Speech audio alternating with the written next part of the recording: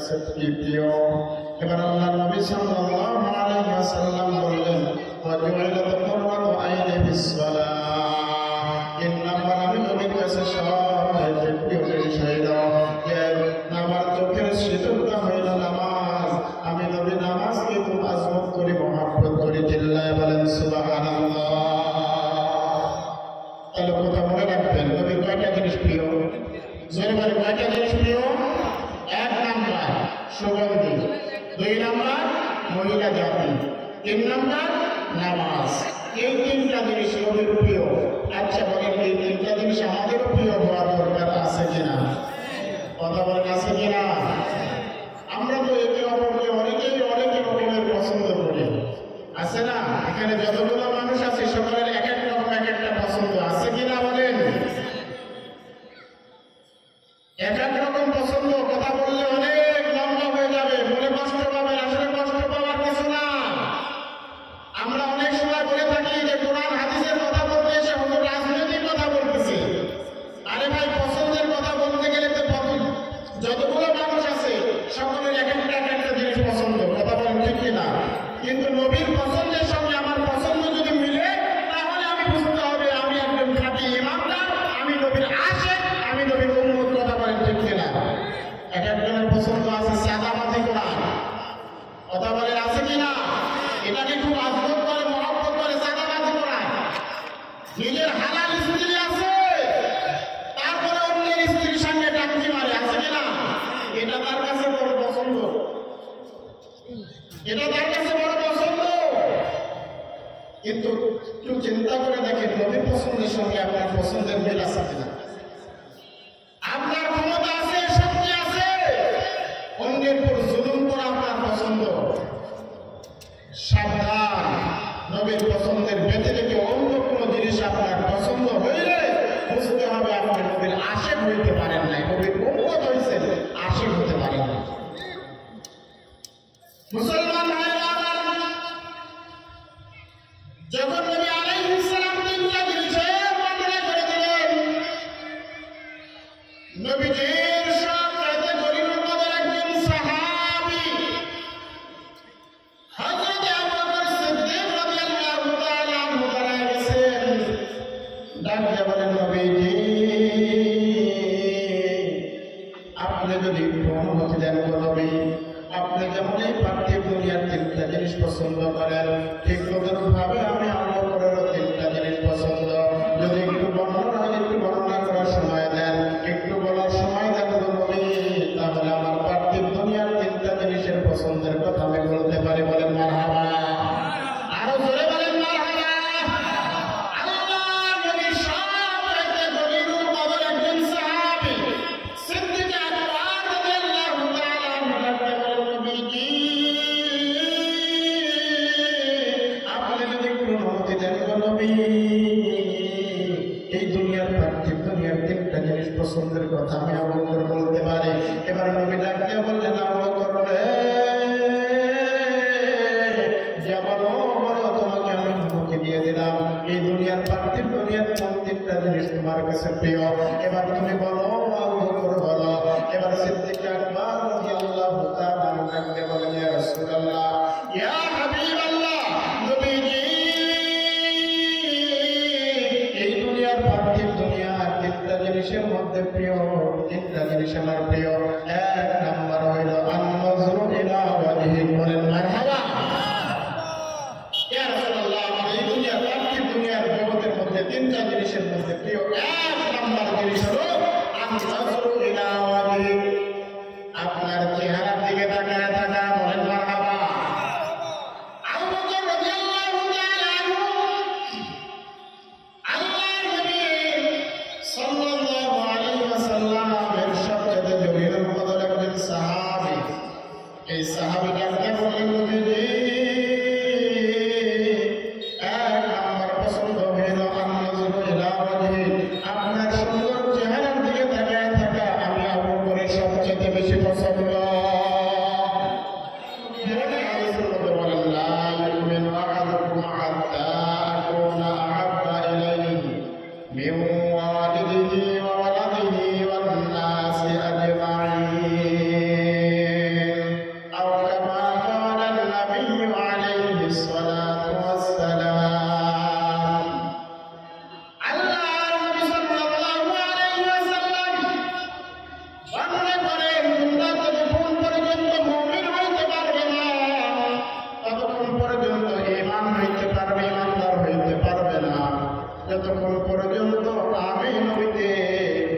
তোমাদের ছেলে মেয়ে আত্মীয় স্বজন তামাম কোন কায়নাত থেকে আমি নবীকে যতক্ষণ পর্যন্ত বেশি ভালো না বানবে ততক্ষণ পর্যন্ত তোমরা মুমিন হইতে পারবে না। এই জন্য নবীর মহব্বত আমার সন্তানের চাইতে বেশি থাকা প্রয়োজন। কথা বলেন ঠিক কিনা? আমার বিবির চাইতে আমার নবীর প্রতি মহব্বত বেশি থাকা প্রয়োজন। আমার নবীকে নিয়ে যারা গালমন্দ করবে, আমার নবীকে নিয়ে যারা কটূক্তি করবে, বলেন তো দেখি যার ভিতরে ন্যূনতম ঈমান আছে, যার ভিতরে নবীর প্রতি ন্যূনতম একটা ভালোবাসা আছে, তার ভিতরে রক্তটা গরম হবে কিনা? চিল্লা বলেন, গরম হবে? কেন হবে? কারণ এই যে নবী বলেন আমাকে সব চাইতে বেশি মহব্বত করতে হবে। সব চাইতে বেশি যদি মহব্বত না করতে পারো তাহলে বুঝে নাও তুমি ইমানদার নয়, তুমি মুমিন নয়, তুমি মুসলমান নয়, তোমার ইমানের ভিতরে কমতি আছে। কথা বলেন ঠিক কিনা? কারণ আমার নবীকে নিয়ে যারা ব্যঙ্গচিত্র করবে, আমার নবীকে নিয়ে যারা কটূক্তি করবে, এদের বিরুদ্ধে আমাদেরকে সোচ্চার হওয়ার প্রয়োজন আছে কিনা? এ মুসলমান ভাই, আমার কথা লম্বা নয়। মসজিদে নববীর ভিতরে আল্লাহর নবী সাল্লাল্লাহু আলাইহি ওয়াসাল্লাম এরকম সাহাবায়ে কিরামদেরকে নিয়ে বসে ওয়াজ করতেছেন। বলেন কি করতেছেন? জোরে বলেন কি করতেছেন? আপনারা মনে রাগ করতেছেন নাকি? আমি একটু সময় কাটাচ্ছি, আমাদের মেহমানরা আসছে, তারা একটু খানা খানা খাবেন, এরপরে চলে আসবেন ইনশাআল্লাহ। আমি আপনাদের গ্রামে আমি একটু সময় কাটাচ্ছি। আল্লাহর নবী মসজিদে নববীর ভিতরে সাহাবায়ে কিরামদেরকে নিয়ে এরকম ওয়াজ করতেছেন। এমন সময় আল্লাহর নবী সাল্লাল্লাহু আলাইহি ওয়াসাল্লাম বললেন, এ সাহাবায়ে কিরাম শোনো, বাইনা দুনিয়াকুম বিসালাস, এই পার্থিব দুনিয়ার ভিতরে আমি নবীর তিনটা জিনিস পছন্দ। বলেন কয়টা জিনিস? জোরে বলেন কয়টা জিনিস? আরো জোরে, জোর হলো না, জোরসে বলেন। আরে ভাই, আমরা তো মিছিল করতে গেলে তো গোলা পাঠায়, আর ইসলামের জন্য একটা আওয়াজ দিব, এই আওয়াজটা কাফের বেঈমানের দেরে গিয়ে তার দেহটা কম্পন সৃষ্টি হবে। কথা বলেন ঠিক কিনা? লিল্লাহি তাকবীর, নারায়ে তাকবীর, আজকের মাহফিল, আজকের মাহফিল। এই যে তাকবীর দিলেন, যারা বেঈমান তাদের অন্তরে কম্পন সৃষ্টি হয় না, কারণ ইমানদারের কোনো হাতিয়ার লাগে না। শাহজালাল রহমাতুল্লাহ আলাইহি গৌর গোবিন্দের পতন ঘটেছিল, এক নাম্বার শুধু নারায়ে তাকবীর দিয়ে সামনে দাঁড়াইছে, গৌর গোবিন্দের পতন শেষ। কথা বলেন ঠিক কিনা? আজকে মুসলমান আমরা আওয়াজ দিতে পারি না, আওয়াজ দিলে মনে হয় যে আমার নামে মনে হয় কিছু হয় যায় নাকি। কথা বলেন, আওয়াজ দিতে আমরা ভয় পাই, সত্য কথা বলতে ভয় পাই। আরে মুসলমান কেমন মুসলমান? যে মুসলমান যুগে যুগে শির উঁচা করে দুনিয়াতে রাজত্ব করেছিলেন, আজকে ওই মুসলমানরা দুনিয়াতে সব চাইতে লাঞ্ছিত, অপমানিত, অপদস্থ। কথা বলেন ঠিক কিনা? কেন? একটাই, মুসলমানের দেহের ভিতরে মৃত্যুর ভয় ঢুকে গেছে। কথা বলেন ঠিক কিনা? মুসলমানের দেহের ভিতরে মৃত্যুর ভয় ঢুকে গেছে। আর মরণ থেকে তো কেউ বাঁচতে পারবো না। পারবো কি ভাই? কথা বলেন পারবো? মরণ থেকে আমরা কেউ বাঁচতে পারবো না। দুইটা সময় দুনিয়াতে একটা সেকেন্ড বাঁচবো, কিন্তু সিংহের মতন বাঁচবো। আমার জীবন নিয়ে ইতিহাস রচনা করা হবে। কথা বলেন ঠিক কিনা? বিড়ালের মতন 100 বছর হায়াত পেয়ে ওই হায়াতের কোনো দাম নাই, কোনো দাম নাই। আজকে আমার পাশে একজন মুসলিম ভাই লাঞ্ছিত, অপমানিত হইতেছে, আমি মুসলমান হয়ে কথা বলার সাহস পাই না। মানুষ মিথ্যা বলতে ভয় পায় না, সত্য বলতে ভয় পায়। কেমন মুসলমান? যারা মিথ্যা কথা বলে, যারা জীবন করে বলে, দেখবেন এরা মানুষের সামনে মুখ খোলায় মিথ্যা কথা বলতেছে। আর একজন মানুষ সত্য কথা বলবে, সত্য সাক্ষী দিবে, এইটার জন্য কত ভয়, কত পীড়া, কত রকমের ঝামেলা। এগুলো মুসলমানদের সবচেয়ে ঈমানের কমতি। কথা বলেন ঠিক কিনা? আজকে বাংলাদেশ সবচেয়ে একটা বিভীষিকার মধ্যে নিমজ্জিত হয়েছে। আল্লাহ রাসূল বললেন এই দুনিয়ার প্রাকৃতিক দুনিয়ার তিনটা জিনিস প্রিয় আমি রাসূলের কাছে। নবী বলেন যে আমার পছন্দ আমার তরিকায় যারা চলবে তারা আমি নবীকে ভালোবাসবে, আর নবীকে যারা ভালোবাসবে আল্লাহ বলেন তাদের জীবনের গুনাহগুলো আমি মাফ করে দেব। আচ্ছা বলেন নবীর যেগুলো পছন্দ, নবী যে পথে চলেছেন, নবী যে কথা বলেছেন, সেই কর্ম সেই কথা সেই কাজগুলো যদি আমরা মানি তাহলে তো নবীর উম্মত দাবি করতে পারবো। কথা বলেন ঠিক কিনা? আর যদি না পালন করি না মানি নবীর উম্মত দাবি করার কোনো প্রশ্নই আসে না। আল্লাহ রাসূল বললেন এই প্রাকৃতিক দুনিয়ার তিনটা জিনিস প্রিয়। দেখেন নবীর প্রিয় পছন্দের জিনিসের সাথে আমার প্রিয় পছন্দের জিনিসগুলো মিলে কিনা। যদি মিলে তাহলে মনে বুঝতে হবে যে আমি নবীর প্রতি আশিক, নবীকে মহব্বত করে ভালোবাসি। এক নাম্বার সাহাবায়ে কেরাম জিজ্ঞাসা করলেন ইয়া রাসূলুল্লাহ ইয়া হাবিবাল্লাহ নবীজি, এই দুনিয়ার প্রাকৃতিক দুনিয়ার যে তিনটা জিনিস আপনার প্রিয়, এই তিনটা জিনিস আপনি বলে দেন গো নবী, কিয়ামত পর্যন্ত আনেওয়ালা উম্মতরা জানতে পারবে, বুঝতে পারবে।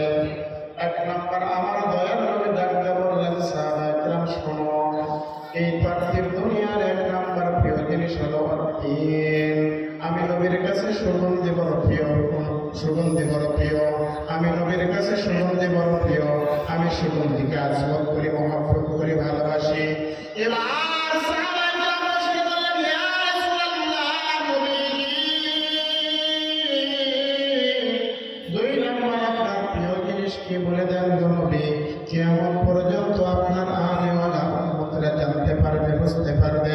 এবার নবী আলাইহিস সালাম বললেন সাহাবায়ে কেরাম শোনো, দুই নাম্বার প্রিয় জিনিস হইল আমার অন্নিসা, মহিলা জাতি আমি নবীর কাছে সবচাইতে প্রিয়। মহিলা জাতি আমি নবীর কাছে সবচাইতে প্রিয়। এখন যুবকরা বলবে হুজুর মহিলা তো আমাদের প্রিয়। মহিলা যার ভিতরে পুরুষত্ব আছে তার ভিতরে মহিলা জাতি তো প্রিয় হবে, এই কথা বলেন ঠিক কিনা? যার ভিতরে কিছুই নাই ও তো কিছুই বুঝবে না, ওর ভিতরে তো চুম্বক নাই। কিন্তু আল্লাহ রাসূল সব মহিলার কথা বলেন নাই। আদ-দুনিয়া কুল্লুহা মাতাউন ওয়া মাতাউদ দুনিয়া মারাতুস সালিহাহ। আল্লাহ বলেন দুনিয়ার পার্থিব জগতের মধ্যে তোমরা যা কিছু দেখছো সব কিছুই মানব কল্যাণের জন্য সৃজিত হয়েছে, কিন্তু সবচেয়ে বড় কল্যাণ কি জিনিস? একজন নেককার মহিলা হলো তোমার জীবনে সবচেয়ে বড় কল্যাণ হয়, বড় কল্যাণময়, বড় কল্যাণ করে জিনিস। চিৎকার দিয়ে বলেন সুবহানাল্লাহ। আরে মহিলার কথা কেন বললেন আল্লাহ রাসূল? আমরা যারা বিবাহ করেছি এই বৈবাহিক জীবনে যাদের স্বামী স্ত্রীর মধ্যে আজমত আর মহব্বত আছে, এরা বুঝে যে দুনিয়াটা হলো ছোট্ট একটা জান্নাত। আর যার বিবি দেখবেন খারাপ, যার বিবি দেখবেন খাচ্ছন্নি, ও দুনিয়াতেই ওই ফুল বুঝে দেখবো জাহান্নাম কি জিনিস। কথা বলেন ঠিক কিনা? মহিলা যদি ভালো হয় তাহলে ওই পুরুষটার জীবনটা এই দুনিয়াতে হলে জান্নাতান। আল্লাহ বলেন এই দুনিয়াকে আমি আল্লাহ তাআলা ছোট জান্নাতে রূপান্তরিত করেছি। বলেন সুবহানাল্লাহ। আর মহিলা যদি খারাপ হয় তাহলে পুরুষ বুঝে যে দুজক কি জিনিস। এই যে আল্লাহ রাসূল বললেন দুই নাম্বার নিসা, মহিলা জাতি আমি নবীর কাছে প্রিয়। তিন নাম্বার সাহাবায়ে কেরাম জিজ্ঞাসা করলেন ইয়া রাসূলুল্লাহ রূপাই তোমার আপনি বলে দেন তিন নাম্বার জিনিস আপনার কাছে কি প্রিয়? এবার আল্লাহ নবী সাল্লাল্লাহু আলাইহি ওয়াসাল্লাম বললেন ওয়া জুইলাত কুররাতু আইনি বিস-সালাহ। তিন নাম্বার আমি নবীর কাছে সবচেয়ে প্রিয় জিনিস হইল যে আমার চোখের শীতলতা হইল নামাজ। আমি নবী নামাজকে খুব আজমত করি, মহব্বত করি। চিল্লায় বলেন সুবহানাল্লাহ। তাহলে কথা মনে রাখবেন নবীর কয়টা জিনিস প্রিয়? জোরে বলেন কয়টা জিনিস প্রিয়? এক নাম্বার সুগন্ধি, 2 নাম্বার মহিলা জাতি, 3 নাম্বার নামাজ। এই 3টা জিনিস নবীর প্রিয়। আচ্ছা বলেন, এই 3টা জিনিস আমাদেরও প্রিয় হওয়া দরকার আছে কিনা? কথা বলেন, আছে কিনা? আমরা তো একে অপরকে অনেকেই অনেক রকমের পছন্দ করি, আছে না? এখানে যতগুলো মানুষ আছে সকলের এক এক রকম এক একটা পছন্দ আছে কিনা বলেন? এক এক রকম পছন্দ। কথা বললে অনেক লম্বা হয়ে যাবে, মনে কষ্ট পাবেন। আসলে কষ্ট পাওয়ার কিছু না। আমরা অনেক সময় বলে থাকি যে কোরআন হাদিসের কথা বলতে এসে হুজুর রাজনৈতিক কথা বলতেছে। আরে ভাই, পছন্দের কথা বলতে গেলে তো যতগুলো মানুষ আছে সকলের এক একটা জিনিস পছন্দ। কথা বলেন ঠিক কিনা? কিন্তু নবীর পছন্দের সঙ্গে আমার পছন্দ যদি মিলে, তাহলে আমি বুঝতে হবে আমি একজন খাঁটি ইমানদার, আমি নবীর আশিক, আমি নবীর উম্মত। কথা বলেন ঠিক কিনা? এক একজনের পছন্দ আছে সাদাবাজি করা। কথা বলেন, আছে কিনা? এটাকে খুব আজগত করে, মহব্বত করে সাদাবাজি করা। নিজের হালাল স্ত্রী আছে, তারপরে অন্যের স্ত্রীর সঙ্গে টাঙ্কি মারে, আছে কিনা? এটা তার কাছে বড় পছন্দ, এটা তার কাছে বড় পছন্দ। কিন্তু একটু চিন্তা করে দেখেন, নবীর পছন্দের সঙ্গে আপনার পছন্দের মিল আছে কিনা? আপনার ক্ষমতা আছে, শক্তি আছে, অন্যের উপর জুলুম করা আপনার পছন্দ। সাবধান, নবীর পছন্দের ব্যতিরেকে অন্য কোনো জিনিস আপনার পছন্দ হইলে বুঝতে হবে আপনি নবীর আশিক হইতে পারেন নাই, নবীর উম্মত হইছেন, আশিক হতে পারেন না। মুসলমান ভাইরা, যখন নবী আলাইহিস সালাম 3টা জিনিসের বর্ণনা করে দিলেন, নবীজির সবচাইতে গরিবের মধ্যে একজন সাহাবী হযরত আবু বকর সিদ্দিক রাদিয়াল্লাহু তাআলা আনহু দাঁড়ায় গেছেন। ডাক দিয়ে বলেন, নবীজি আপনি যদি একটু অনুমতি দেন গো নবী, আপনি যেমন এই পার্থিব দুনিয়ার 3টা জিনিস পছন্দ করেন, ঠিক তদনুভাবে আমি আল্লাহ করেরও 3টা জিনিস পছন্দ। যদি একটু বর্ণনা করার সময় দেন, একটু বলার সময় দেন গো নবী, তাহলে আমার পার্থিব দুনিয়ার 3টা জিনিসের পছন্দের কথা আমি বলতে পারি। বলেন মারহাবা, আরো জোরে বলেন মারহাবা। আল্লাহ নবী সবচাইতে গরিবের মধ্যে একজন সাহাবী সিদ্দিক আকবর রাদিয়াল্লাহু তাআলা আনহু বলেন, নবীজি আপনি যদি একটু অনুমতি দেন গো নবী, এই দুনিয়ার পার্থিব দুনিয়ার 3টা জিনিস পছন্দের কথা আমি আবু বকর বলতে পারি। এবার নবী ডাক দিয়ে বললেন, আবু বকর রে, যা বলো বলো, তোমাকে আমি অনুমতি দিয়ে দিলাম। এই দুনিয়ার পার্থিব দুনিয়ার কোন 3টা জিনিস তোমার কাছে প্রিয়? এবার তুমি বলো আবু বকর, বলো। এবার সিদ্দিক আকবর রাদিয়াল্লাহু তাআলা আনহু ডাক দিয়ে বলেন, ইয়া রাসূলুল্লাহ, ইয়া হাবিবাল্লাহ, নবীজি এই দুনিয়ার পার্থিব দুনিয়ার 3টা জিনিসের মধ্যে প্রিয় 3টা জিনিস আমার প্রিয়।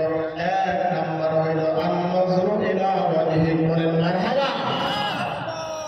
ইয়া রাসূলুল্লাহ, এই দুনিয়ার পার্থিব দুনিয়ার জগতের মধ্যে 3টা জিনিসের মধ্যে প্রিয় 1 নাম্বার জিনিস হলো আন-নাযরু ইলা ওয়াজহি, আপনার চেহারার দিকে তাকায় থাকা। বলেন মারহাবা। আবু বকর রাদিয়াল্লাহু তাআলা আনহু আল্লাহর নবী সাল্লাল্লাহু আলাইহি ওয়াসাল্লামের সবচেয়ে জলিলুল কদর একজন সাহাবী। এই সাহাবী ডাক দিয়ে বললেন, নবীজি 1 নাম্বার পছন্দ হইল আন-নাযরু ইলা ওয়াজহি, আপনার সুন্দর চেহারার দিকে তাকায় থাকা আমি আবু বকরের সবচেয়ে বেশি পছন্দ। মনে থেকে আল্লাহর কাছে দোয়া করছে, আবু বকর চাইছে, আবু বকরের চাওয়াটা আল্লাহ তাআলা এমন ভাবে পূরণ করেছেন যে আল্লাহর নবীকে 3টা দিন 3টা রাত 3টা দিন 3টা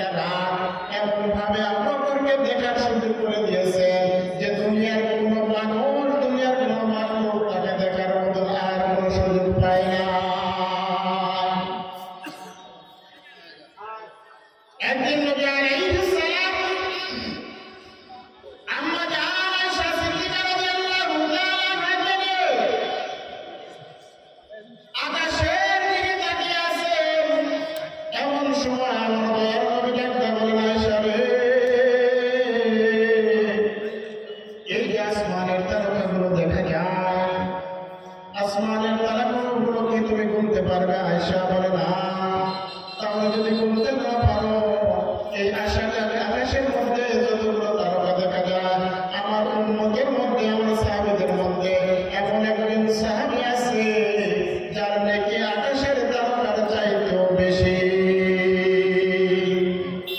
আমাদের আশা মনে করতেছে আমার বাবার কথাই বলবে, কারণ আমার বাবা হলো সবচাইতে কাছের মানুষ।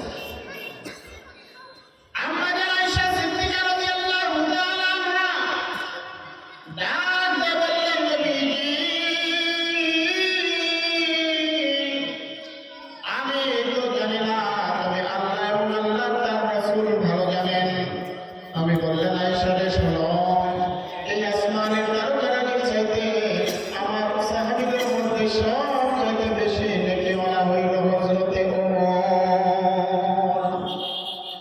আম্মা জান আয়েশার মনটা মলিন হয়ে গেছে, ছোট হয়ে গেছে। আইরে হায়, নবীর মুখ যে এমন কথা বাইর হইল, আমি তো মনে করছিলাম আমার বাবার কথাই বলবে, কিন্তু না, ওমরের কথা বললেন। নবী বুঝতে পারলেন যে আমার নবীর মনটা অনেক ছোট হয়ে গেছে, আমার নবীর মনটা অনেক মলিন হয়ে গেছে। নবীর মনটাকে সান্ত্বনা দেওয়ার জন্য, নবীর মনটাকে আনন্দ দেওয়ার জন্য নবী বললেন আয়েশা রে, আমি জানি তোমার মনটা মলিন হয়ে গেছে, ছোট হয়ে গেছে, তবে আয়েশা শোনো শোনো, তোমার বাবার এত পরিমাণে নেকি হয়েছে, এত পরিমাণে নেকি আছে যে তামাম বিশ্বের কিয়ামত পর্যন্ত আগেওয়ালা উম্মতের নেকি যদি এক পাল্লায় দেওয়া হয়, আর তোমার বাবার একটা রাত্রের নেকি যদি অপর পাল্লায় দেওয়া হয়, তাহলে তোমার বাবার নেকির পাল্লাটাই ভারী হয়ে যাবে। আল্লাহ নবী বললেন আয়েশা জানবে না কোন রাতের নেকি এত বেশি হয়েছে তোমার বাবার। আম্মা জান আয়েশা সিদ্দিকা রাদিয়াল্লাহু তাআলা আনহা ডাকতে বললেন নবীজি, কোন রাতের নেকি বেশি হয়েছে বলেন তো নবী। আমার দয়ার নবী ডাকতে বলেন আয়েশা রে, তোমার বাবা যখন হিজরত করেছিলেন আমার সঙ্গে, ওই গানে সুরের মধ্যে যখন অবস্থান করছে, প্রত্যেকটা রাতের নেকি আল্লাহ তাআলা এত দিয়েছেন, এত দিয়েছেন যে কিয়ামত পর্যন্ত যত উম্মত আসবে, সমস্ত উম্মতের নেকি যদি এক এক পাল্লায় দেওয়া হয়, আর তোমার বাবার নেকি যদি অপর পাল্লায় দেওয়া হয়, তোমার বাবার নেকির পাল্লাটাই ভারী হয়ে যাবে। বলেন সুবহানাল্লাহ। তাহলে বুঝতে হবে আবু বকরের এক নাম্বার পছন্দ হইল আল্লাহর নবীর চেহারার দিকে তাকায় থাকা। কেমন তাকায় থাকছেন একটু পেছনে অগ্রসর হইলে বুঝতে পারবেন কেমন ভাবে তাকিয়ে থাকছেন।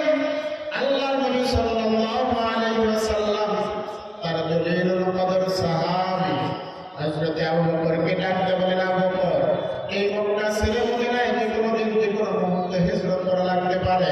আবু বকরকে 6 মাস আগে বলেছেন। আবু বকর 6 মাস ধরে আল্লাহর নবীর প্রস্তুতি নিয়ে থাকেন। বিছানার সঙ্গে পিঠ লাগায় না, দরজার সঙ্গে হেলাম দিয়ে দিয়ে ঘুম পারে, ঘুমায় ঘুমায় দাঁড়ায় দাঁড়ায় ঘুমায়। কখন জানি আমার নবী আসবে, আমার নবী ডাক দেবে, আমার নবীর আওয়াজ শুনে কাফের মুশরিকরা আমার বাড়িতে হামলা করবে। আমি আবু বকর এটা কখনো সহ্য করতে পারবো না। আবু বকর ডাকতে বলেন, নবীজি, গভীর রাত্রে যে যখন একবার ছোট্ট আওয়াজে ডাক দিয়েছে, আবু বকর বলে যখন ডাক দিয়েছে, আবু বকর সঙ্গে সঙ্গে দরজাটা খুলে দিয়েছে। আল্লাহ নবী ডাকতে বলে, আবু বকর, এত গভীর রাত্রে সে ছোট্ট একটা আওয়াজে তোমাকে ডাক দিলাম, তুমি কেন সঙ্গে সঙ্গে দরজাটা খুলে দিলে? আবু বকর ডাকতে বলেন, নবীজি, আজ থেকে 6 মাস আগে যেই দিন আপনি হিজরতের কথা বলেছেন, ওই দিন থেকে আমি আবু বকর কখনো বিছানার সঙ্গে পিঠ লাগাই না। ইয়া রাসূলুল্লাহ, আমরা যে উঠে সওয়ার হব, ওই উটের দিকে তাকায় দেখেন নবী, ওই উটও কখনো ঘুমায় না, কখনো ঘুমায় না, উটের চোখ দিয়ে দর দর করে পানি পড়তেছে। আবু বকর সিদ্দিক রাদিয়াল্লাহু তাআলা আনহু মক্কা থেকে যখন মদিনায় হিজরত করতেছে, একবার আল্লাহ নবী সাল্লাল্লাহু আলাইহি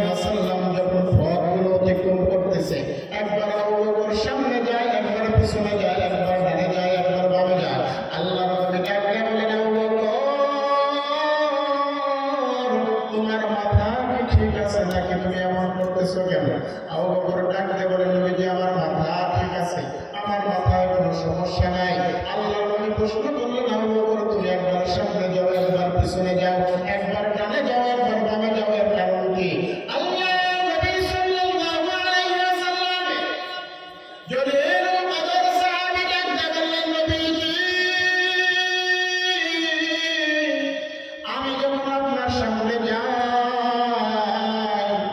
আমার মনটা বলে মনে হয় পিছন দিক থেকে কাফেররা আপনাকে আক্রমণ করবে। এই জন্য নবী আমি দৌড়াই পিছন দিকে চলে আসি। আবার যখন ডান দিকে যাই আমার দিলটা মনে হয় শান্তি দেয়। আমার দিলের ভিতরে আশঙ্কা হয় নবী যে আমার মনটা চায় যে আল্লাহ নবীকে হয়তো বাম দিকে থেকে আক্রমণ করবে।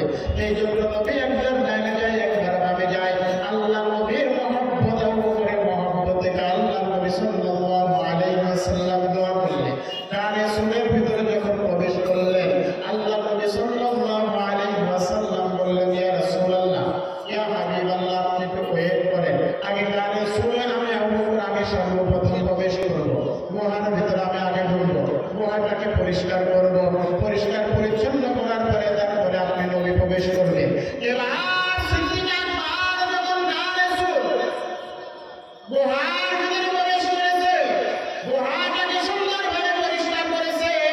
গুহার ভিতরে অনেকগুলো ফোঁটা ছিল, ফোঁটাগুলো বিভিন্ন কাপড় দিয়ে যখন ফোঁটাগুলো বোঝাইছে, ফোঁটাগুলো যখন বোঝানোর পরে একটা ফোঁটা বোঝানোর কোনো কাপড় পায় না, আগে আঁকড়ায় ধরেছে। আগে আঁকড়ায় ধরার পরে আবু বকর ডাক দিয়ে বলেন, নবীজি এবার আপনার জায়গায় আপনি আসেন, আপনি আরাম ফরমান। আল্লাহর নবী গুহার ভিতরে প্রবেশ করলেন। গুহার ভিতরে প্রবেশ করার পরে সিদ্দিক আকবর রাদিয়াল্লাহু তাআলা আনহু রানের উপরে মাথা রেখে আল্লাহর নবী একটু নিদ্রাচ্ছন্ন হয়ে গেলেন। ক্লান্ত শরীর নিয়ে যখন মানুষ একটু পরিশ্রম করে দেখবেন অল্প একটু আরামের জায়গা পাইলেই ওখানে ঘুমায় যায়। কথা বলেন ঠিক কিনা? আমরা এলাকার মানুষ, কৃষি মানুষ, সবচেয়ে কৃষিকাজ আমাদের সবচেয়ে জনপ্রিয়, কৃষিকাজ আমরা বেশি করব। যখন দেখবেন যে একটু পরিশ্রম বেশি হয়ে যায়, মনে হয় জমির আলের পরে যদি গাটা টান করে দেওয়া যায় মিনিটের মধ্যে ঘুম চলে আসে। কথা বলেন ঠিক কিনা? আল্লাহ রাসূল অনেক সফর করেছেন, ক্লান্ত শরীর। আল্লাহ নবী সাল্লাল্লাহু আলাইহি ওয়াসাল্লাম আবু বকরের পুরোপুরি মাথা লাগছে, ঘুমায় গেছে। মুসলমান আমি কথাটা বলাইতেছিলাম এটাই যে আবু বকরের সামনে যে নাম্বার পেয়ে জিনিস আমরা বুঝি না, আল্লাহ নবীর চেহারার দিকে তাকিয়ে থাকে। আল্লাহ নবী সাল্লাল্লাহু আলাইহি ওয়াসাল্লাম যখন চেহারার দিকে তাকায় আছেন, আবু বকরের সবচেয়ে বেশি পছন্দনীয় চেহারার দিকে তাকায় থাকা এই জায়গাটায় মুফাসসিরিনে কিরাম বয়ান করেছেন যে কেমন মহব্বত ছিলেন আবু বকর, কেমন নবীর চেহারাটাকে দেখার জন্য এত আগ্রহ ছিল, এত ব্যাকুলতা ছিল। এবার মুফাসসিরিনে কিরাম দেখেন যখন পুরোর উপর মাথা দিয়ে যখন আল্লাহ নবী ঘুমাইছেন, আর এই দিকে একটা ফোঁটার সঙ্গে যখন তার পাটা যখন জামটা দিয়ে ধরে রেখেছে, যে ফোঁটার ভিতরে একটা বিষধর সাপ ছিল, যে সাপটা অনেকদিন আগে নিয়ত করেছেন যে আল্লাহ নবী সাল্লাল্লাহু আলাইহি ওয়াসাল্লাম হিজরতের সময় এই গুহার ভিতরে আশ্রয় নেবে, আর আমি সাপ সেই দিন আল্লাহ নবীকে সচক্ষে দেখবো। চিৎকার দিয়ে বলেন সুবহানাল্লাহ। সাপের মনের ইচ্ছা আল্লাহ নবীকে দেখা, কিন্তু দেখার মতো কোনো কায়দা নাই। কায়দা আছে? কারণ সব ফোঁটাগুলো বন্ধ করে দিয়েছে, একটা ফোঁটা খালি ছিল, সেটাও পা দিয়ে আটকায় আছে। সাপের মহব্বত, ভালোবাসা নবীকে দেখানোর জন্য সাপ আর সহ্য করতে পারে না। তখন বিষধর সাপ আবু বকরের পায়ে দংশন করেছে, দংশন করেছে, দংশন করেছে। আবু বকর পা হটায় না। তাফসীরের ভিতরে লেখে আবু বকরের চোখ দিয়ে ধর ধর করে পানি পড়তেছিল। বলেন মারহাবা, আরে জোরে বলেন মারহাবা। চোখ দিয়ে দর দর করে পানি পড়তেছে। পানির ফোঁটাগুলো পড়তে পড়তে একটা সময় আল্লাহ নবীর গালের উপর পড়েছে। বলেন সুবহানাল্লাহ। আল্লাহ নবীর গালের গাল মুবারকে যখন পড়েছে, আল্লাহ নবী ঘুম থেকে জাগ্রত হয়ে গেছে। মুসলমান ভাইয়েরা আমার কথাগুলো দিল দিয়ে বুঝবেন। যখন আবু বকরের চোখ থেকে পানিগুলো আল্লাহ জাগ্রত হয়ে দেখেন আবু বকরের চোখ দিয়ে পানি পড়তেছে। আল্লাহ নবী প্রশ্ন করেন, আবু বকর তোমার চোখ দিয়ে পানি পড়তেছে, তোমার কি পানির কথা মনে পড়েছে? আল্লাহ